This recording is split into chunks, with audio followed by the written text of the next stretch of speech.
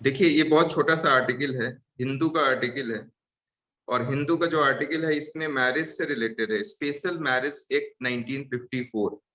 Special marriage act 1954 ये कहता है कि यदि दो लड़का और लड़की बालिग हैं, बालिग का मतलब कि 18 ईयर से ज्यादा है, यदि वो 18 ईयर से ज्यादा हैं और शादी करना चाहते हैं, लेकिन उनका रिलीजन अलग है, उनका कास्ट अलग है, या उनका ट्राइब अलग है। ट्राइब का तो नहीं पता, लेकिन रिलीजन और कास्ट की मैं बात कर रहा हूँ। यदि दोनों का रिलीजन अलग है या दोनों का कास्ट अलग है, तो 30 दिन पहले वो मैरिज ऑफिसर को इस बात का इत्तिला करेंगे कि वो दोनों शादी करना चाहते हैं, यदि कोर्ट मैरिज करना चाहते हैं तो। यही मूल बात है। मैं इसको फिर से बताना चाहता हूँ कि स्पेशल मैरिज एक्ट 1954 का नियम ये कहता है कि यदि लड़का और लड़की दोनों बालिग हैं, दोनों 18 ईयर से ज्यादा हैं, और वो एक दूसरे से शादी करना चाहते हैं, यदि उनका रिलीजन अलग है या उनका कास्ट अलग है, और कोर्ट मैरिज करना चाहते हैं, तो वो मैरिज ऑफिसर को 30 दिन पहले इस बात को जाके बताएंगे कि हम इनसे शादी करना चाहते हैं, ये फलाना है, इनसे हम शादी करना चाहते हैं। बात यहां तक तो ठीक थी, लेकिन एक बंदे ने सुप्रीम कोर्ट में पिटीशन डाल दिया और उसने ये बोला कि this is the gross violation of right to privacy. यदि हम शादी करना चाहते हैं और अपने घर वालों को नहीं बताना चाहते हैं, तो हम 30 दिन पहले यदि मैरिज ऑफिसर मतलब एसडीएम, आप समझ रहे हैं ना, स्टेट पीसीएस क्वालिफाई करता होगा, या आईएएस वाले भी कुछ दिन तक एसडीएम रहते हैं। तो मैरिज ऑफिसर को आप जाके बता रहे हो, इसका मतलब कि राइट टू प्राइवेसी तो रही ही नहीं। तो उसने इस सुप्रीम कोर्ट में बोल दिया कि ये कहीं ना कहीं हमारे राइट टू प्राइवेसी का कंप्लीट वायलेशन है, ग्रॉस वायलेशन है, तो ये चेंज होना चाहिए।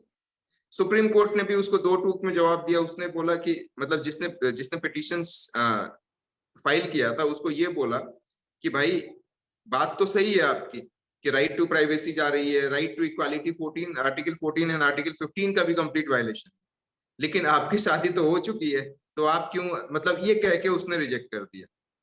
हालांकि राइटर लिखते हैं कि एक, फिर उसके बाद जिस इसको रिजेक्ट कर दिया गया, तो इन्होंने पीआईएल डाला सर। और कहा जाता है कि एक और ऑलरेडी ऐसा केस चल रहा है जिसका नाम है Nandini Parveen versus union of India and others.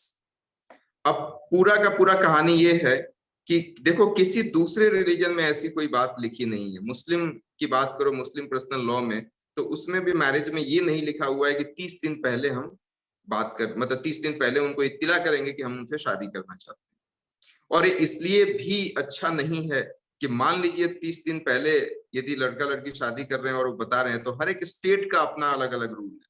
कोई स्टेट वाले न्यूज़पेपर में कहते हैं निकलवा दो, कोई नोटिस बोर्ड में लगा देता है, कोई स्टेट कहीं कुछ और, मतलब किसी और तरीके से प्रोपागेट करता है मैसेज। कभी कभी एसडीएम ही उनके माँ बाप को कॉल कर देता है कि आपको जानकारी है ये दोनों लड़का लड़की आपस में शादी कर रहे हैं। तो ये कहीं ना कहीं हमारी राइट टू प्राइवेसी का तो उल्लंघन है ना, कहीं ना कहीं राइट टू प्राइवेसी का ग्रॉस वायलेशन है, आर्टिकल 14 का वायलेशन है, आर्टिकल 15 का वायलेशन है, जो इक्वालिटी की बात करता है। तो इसी पर राइटर ये कहते हैं कि कुछ इस तरीके का रूल बने कि ये जो प्रोविजन है कि 30 दिन पहले हम उनको बता दें कि नहीं, हम इनसे शादी करना चाहते हैं, कोर्ट मैरिज करना हो तो 30 दिन पहले हम जाके मैरिज ऑफिसर को बताएं कि हम इनसे शादी करना चाहते हैं। कहीं ना कहीं ये खतरनाक हो जाता है, और खतरनाक हुआ भी है। आप लोगों को पता होगा, तमिलनाडु में एक ब्राह्मण लड़की, शायद ब्राह्मण कास्ट की थी, अपर कास्ट की थी शायद, और लड़का शेड्यूल कास्ट का था। दोनों एक ही बैच में थे, इंजीनियरिंग कॉलेज में पढ़ते थे। लड़के की जॉब लगी थी चेन्नई में, और लड़की की शायद जॉब नहीं लगी थी। वो दोनों ने शादी कर लिया, और जब ये पता चला तो उसके घर वालों ने लड़के की गर्दन काट दी।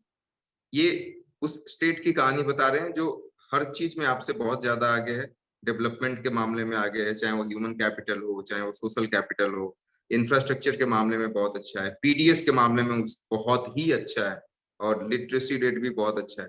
तो ऐसे जगह पे जब इस तरीके की मानसिकता देखी जा सकती है, तो आप बिहार, यूपी और नॉर्थ ईस्ट के जो स्टेट्स हैं उससे क्या ही उम्मीद कर सकते हो। तो इसी पे राइटर लास्ट में कहते हैं कि ये निजाम चेंज होना चाहिए, ये रूल बदलना चाहिए, और राइट टू प्राइवेसी को यदि हमको सच में प्रोटेक्ट करना है, तो डेफिनेटली ये 30 दिन वाला सिस्टम मतलब स्क्रैप कर देना चाहिए, खत्म कर देना चाहिए। आर्टिकल यहीं पे खत्म हुआ। Thank you so much.